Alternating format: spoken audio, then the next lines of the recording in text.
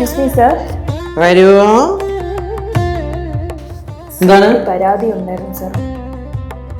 പരാതി?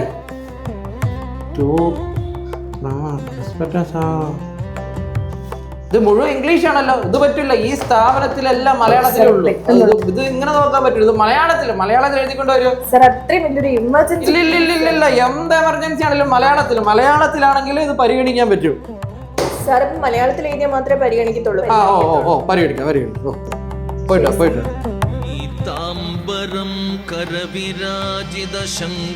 സർ മലയാളത്തിലുള്ള പരാതി.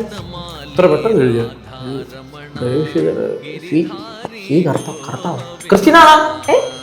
സർ 2 അതെനിക്കറിയാം. ഹരിതകർമ്മ അയ്യോ ഇതിവിടെയല്ല. ഹരിതകർമ്മ കോർപ്പറേഷനില്. KSRTC. അതെ ഇത്രയും മലയാളം വേണ്ട, കുറച്ച് ഇംഗ്ലീഷ് ആവാം കേട്ടോ. KSRTC അതൊക്കെ കുഴപ്പമില്ല. അത് പറ്റത്തില്ല. 2025 ഗവർണർ മലയാള ഭാഷ ഭരണഭാഷയാക്കാനുള്ള വ്യവസ്ഥ ഒപ്പിട്ടായിരുന്നു. അതുകൊണ്ട് ഇനി 1 മുതൽ 10 വരെയുള്ള ക്ലാസ്സുകൾ മലയാളം നിർബന്ധം. കോളേജിലും മലയാളം നിർബന്ധം. എല്ലാ സർക്കാർ ഓഫീസുകളിലും മലയാളം നിർബന്ധം. കോടതിയിലും മലയാളം നിർബന്ധം. അപ്പൊ ഇനി സാർ മലയാളത്തിന് പരാതി എല്ലാം പഠിച്ചതിന് ശേഷം ഒപ്പിട്ട് തന്നാ മതി. ഇല്ല സാർ ഇപ്പൊ തന്നെ വേണം സാർ.